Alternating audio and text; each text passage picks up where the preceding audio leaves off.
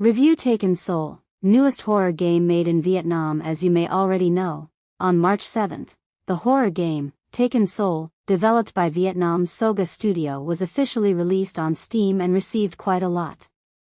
Well, to be frank, a considerable number of negative reviews. Just 3 days after its release, the game was labeled as mostly negative on Steam with 21 negative reviews.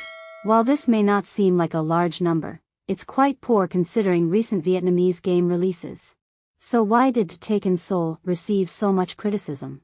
Does the game deserve to be criticized so heavily just because of numerous flaws on its launch day? Let's delve into that in today's video. And as always, before we begin the video, we hope you can leave a like, share, and comment. Don't forget to hit the subscribe button and the notification bell to support MG Horror Studio.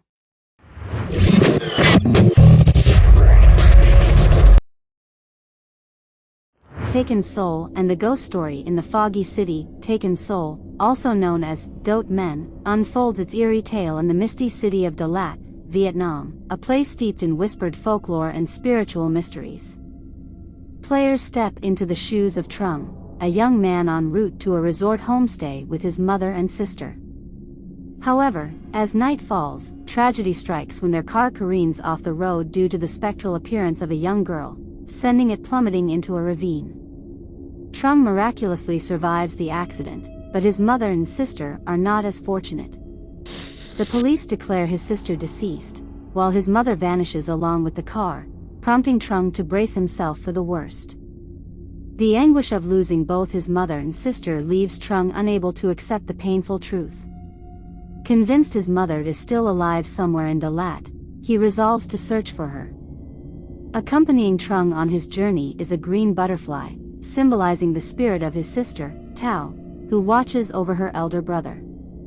As Trung delves deeper, he discovers that everything he experiences is intimately tied to a criminal underworld trafficking in illicit substances and the ghostly girl who caused the fateful accident. This ghost is Lin, the girlfriend of a police officer named Tuan, who is investigating Trung's family tragedy. However, Lin disappeared many years ago. It is believed that Lin's death is shrouded in mystery, and she is the one leading Trung to reunite with his family. Trung follows the clues about Lin, only to uncover a horrifying secret: Officer Tuan is not the honorable figure he portrays himself to be. Years ago, when Lin and Tuan were still together, Lin discovered Tuan's true identity as a member of a criminal gang involved in drug trafficking and possession. His police badge was merely a facade to conceal his illicit activities. Hoping to reform Tuan, Lin confronted him, but tragically, her attempt led to her merciless murder in the pine forest to cover up his crimes. This explains why Lin haunts Trung's car, seeking revenge against him. After piecing together the puzzle and gathering sufficient evidence, Trung contacts Tuan to demand his mother's release. Unable to hide any longer, Tuan agrees to meet Trung at an abandoned train station for the exchange. However, upon arrival, Tuan uses Trung's mother as leverage, threatening to kill her unless Trung surrenders the evidence. In a desperate struggle, Trung's mother bites Tuan's hand and manages to escape, allowing Trung to seize the opportunity to offer Tuan a poison candy, bringing an end to the tragedy of Taken Soul. The game concludes with a radio broadcast reporting Lin's body found, and Tuan's arrest for his illegal drug trade. Trung stands at the family shrine where he and Lin lost their lives, lighting incense to wish peace for Lin and his sister in the afterlife. Diverse opinions about the game, and that's also the conclusion of Taken Soul. To give a fair assessment, I feel that the storyline constructed by the developers is not exceptionally outstanding, but it's not terribly bad either. It's somewhat generic, not enough to criticize harshly, yet not remarkable enough to praise excessively. To put it frankly, it's quite average and predictable. The motif of a vengeful ghost leading someone to expose the villain and find redemption is not uncommon, so executing it effectively to leave a lasting impression on players is challenging, and Taken Soul didn't quite achieve that. Firstly, there are some plot elements that I find lacking in logic within the game, particularly regarding Lin and Trung's quest to uncover her story. Throughout the game, the individuals Trung encounters to inquire about Lin all claim she has been missing for some time and provide him with some clues to the next location. Personally, I find this detail somewhat unnecessary and illogical, you might say. Everything seems to happen just because it has to, not for any plausible reason. Why does Trung find a picture of Lin in the papaya plantation? Is it to prove that Tuan still loves Lin so he keeps that photo until now? I'm sorry, but does crashing into each other while professing love mean they're deeply in love? And honestly, besides the words, "love you," in the photo, I don't see Tuan showing any love for Lin anywhere. And I haven't even mentioned that cave part yet. In that segment, everything seemed fine to me. The dark space and the cave are ideal places for mysterious things, whether human or ghostly, to appear. However, the studio says no and presents the papaya plantation down there with all the equipment like lights and fire pits.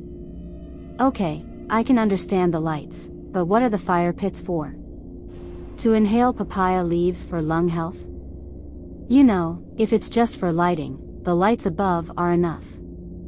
Adding those fire pits is redundant, it wastes money and reduces efficiency, compromises safety, not to mention if the fire spreads and burns the leaves, it might turn Dalat into a collective papaya high zone.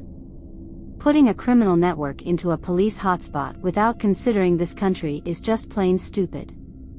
Oh, and the funniest part is that even though the papaya plantation is so dangerous, there's not a single guard standing watch, allowing a nonchalant guy to stroll in like an empty place, rummage around, and then lie down for a nap? Seriously? Everyone knows that growing these things is prohibited in our country. Messing with them gets you 2 meals a day courtesy of the state. If they could figure out how to grow papayas in a cave without assigning a couple of guards, then I have to wonder why this gang hasn't been apprehended by the cops by now. And what do they do first when they see these things? Call the police? Well, this step can't be taken because Tuan is on the police side. Let's say if they report to the police, Tuan would find out to eliminate Trung and cover up everything. But if that's the case, they would know this place is connected to the underworld, right? And once involved with the underworld, leaving that place quickly would be the best option. But no, Soga Studio says they won't do that. So, to create a highlight, they have Trung sleep in the cave? Oh. Ballsy move, huh? You're tired of living that long, huh? With just a gun, you dare to sleep in the midst of a place where a gang of criminals grows stuff, tortures people, and ghosts, then your guts aim for the heavens, not the earthworms anymore. But the funniest thing, do you know what it is? A criminal gang dares to grow papayas, torture people, but entrusts their guard to spirits by using tactics like the spirit doorkeeper, taught by ancient people. Seriously? If this were some mysterious cult, I could understand and explain this action, but this is a drug trafficking ring, speaking democratically and killing countless people already. Don't you find it illogical? Not to mention that within the gang, there are people who are afraid of ghosts or believe in real spirituality, but the fact that the whole gang leaves the papaya plantation unguarded and relies on the ghost guards, the gang must have drunk a lot of fristy to come up with such a unique idea. And forget about the gang, the game sets up a drug trafficking network that's cool, massive, and ruthless, but in the end, apart from Tuan, there are only a few ghosts in the cave, making the player, specifically me, feel disjointed and unsatisfied. Meanwhile, the studio clearly allocates many NPCs at the hospital just to create an atmosphere, appearing for a few minutes and not contributing much to the game's storyline. It makes everything seem superfluous and unnecessary. Perhaps this stems from Soga Studio being too eager in building the gameplay and setting of the game. They don't know what they want to do: a shooting game, a puzzle-solving game, a survival game, or a duck bike racing game. They simply throw in everything they think of and hope that it will be good, or make players more interested because there are many mini-games, but in reality, it's not really. Introducing third-person shooter gameplay into a horror game is quite risky because, for fun, ghosts and demons become less frightening when you have a gun in your hand. More precisely, developing a horror game with a focus on spiritual horror is not compatible with the weapon being a bullet gun. Remember, horror games have many different aspects. I will call them spiritual horror and science fiction horror, where spiritual horror revolves around the world of spirits, while science fiction horror is the type of confronting biological weapons or monsters.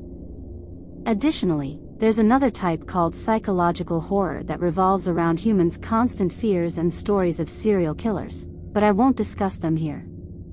The story in spiritual horror always revolves around souls or supernatural entities. According to folklore, ghosts are the spirits of deceased people, and they cannot directly affect you but must borrow external forces. That's why when you hear Vietnamese ghost stories, you often find ghosts haunting you in dreams, lurking in your house, or possessing your body, making you feel exhausted. This also implies that souls are not affected by firearms or any other physical weapons. Therefore, the usual methods of exorcism often involve using items like holy water, spells, or reciting scriptures to ward off evil spirits, or relying on human willpower. Resident Evil, on the other hand, is different. Although Resident Evil is a horror-themed shooting game, it follows the science fiction horror direction, with monsters being entities and biological weapons created by humans.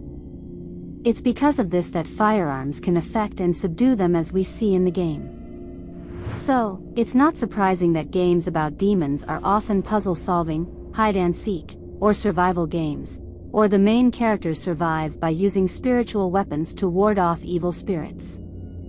In Taken Soul, clearly the story is built in the direction of spiritual horror, and the criminal element is secondary, but the producers took the risk of introducing firearm mechanics, making everything and the mysterious atmosphere they tried to build become disjointed.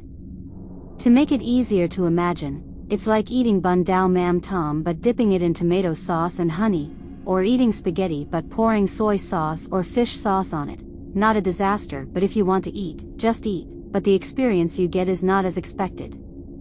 As for the ghosts, they don't give me the Vietnamese feeling I expected. Here I have to admit that I appreciate the studio's efforts in researching fixed issues on Vietnamese spiritual matters.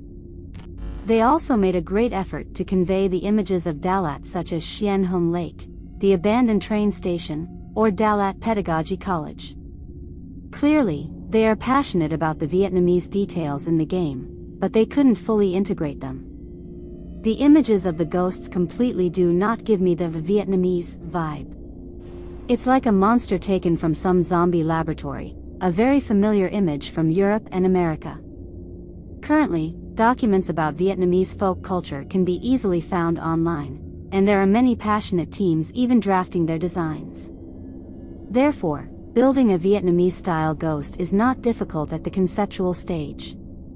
But perhaps due to economic and manpower constraints, the studio had to resort to using quick and easy foreign ideas, specifically, creating the appearance of the ghosts somewhat similar to the Naked Titans in Attack on Titan, which doesn't look particularly distinctive or creative. But let's put graphics aside for now. I think the reasons why are pretty clear to everyone. While the facial expressions may be a bit stiff and some animation sequences look a bit off, such as Trung's walking animation, which some of my team jokingly said looked like he had a slipped disc. But when it comes to the game environments, I feel like the studio has really put in a lot of effort, so I'll set that issue aside and talk about one of the bright spots I found in the game. That's the voice acting. Although the dialogue sometimes sounds a bit scripted, with the early lines sounding somewhat like AI, from the hospital scene onwards, my entire team agreed that the voice acting was smooth and reminiscent of old TV shows. This is a highlight that I think the studio should acknowledge and continue to excel in their future games. However, while voice acting is a plus, the music in the game is a minus. Some segments are too quiet, to the point where I felt uncomfortable because it made the game feel suffocating to the extent that I couldn't concentrate. I think the producers should add more natural sounds like wind, rustling leaves, or other ambient sounds to make things less monotonous and increase the realism of the environment. Furthermore, in the hospital segment, I have to complain that the sound of a crying child is too annoying. If that child plays a role in the storyline, then incorporating its crying sound is appropriate, but only to a reasonable extent. I think many of you might have had the same thoughts as me when playing this part. Instead of saying it's scary, I found it more annoying. I had to endure that sound for over 10 minutes, and it somewhat ruined my gaming experience. Moreover, the reason Taken Soul received many negative reviews on Steam is partly due to the game having too many bugs on its release day. However, the studio tried to fix and upload patches as soon as possible, so I hope people can somewhat sympathize with these unintended errors. Although there are still many unsatisfactory points, this is still the studio's first product, so I think we shouldn't judge too harshly because they still lack experience in this field. If I have any advice, I hope the studio can have a clearer vision of the game they want to develop and build it better in the future. Don't try to cram too many tasks such as building an oversized environment, diverse gameplay, or an overly ambitious storyline, as it will lead to overwork and inability to complete everything perfectly. Instead, narrow down the scope and focus on building everything to the best of your ability. It will not only reduce costs but also help optimize the game. Speaking of costs, the price of Taken Soul is indeed too high for the experience it offers. Of course, this is just my personal opinion, and I hope everyone can accept Taken Soul as positively as possible. I hope that in future products, the studio can have a clearer direction in terms of gameplay and develop the game more meticulously. The road to success has never been easy, so embrace feedback from the gaming community and come back stronger in the future. Now that's the end of today's video. What do you think about Taken Soul? Please leave your thoughts in the comments section below, and don't forget to like, share, and support MG Horror Studio. We'll see you in the next videos. For now, goodbye and thank you all for being here.